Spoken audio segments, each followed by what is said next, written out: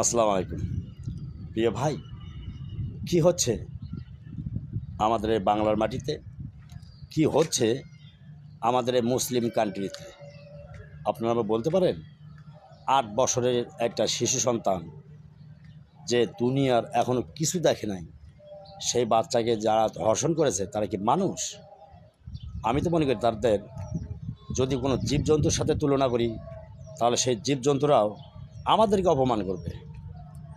Plus প্রিয় ভাই, আমি যতটুকু মনে করি, আসিয়ার ধর্ষণকারীদের কোনো জেল জরিমানা না করে যদি পারেন সরাসরি রাস্তায় বসিয়ে তাদের গর্দান শিরচ্ছেদ করেন, তাহলে আমি রাশেদ খান গ্যারান্টি দিলাম, বাংলার মাটিতে কোনো মেয়ে সন্তান রাস্তা দিয়ে হাঁটার সময় বা রাস্তা দিয়ে চলাফেরা করার সময় ধর্ষিত হবে না, ইপটিজিংয়ে ভুগবে না, নির্যাতিত হবে না।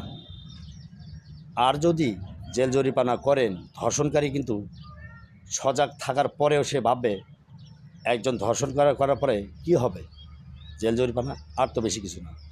কাজেই এদেরকে এই সাহসটা না দিয়ে যদি পারেন ডাইরেক্ট আসিয়ার ধর্ষণকারীদের শিরচ্ছেদ করেন, তাহলে আমি মনে করি আসিয়া সঠিক একটা বিচার পাবে।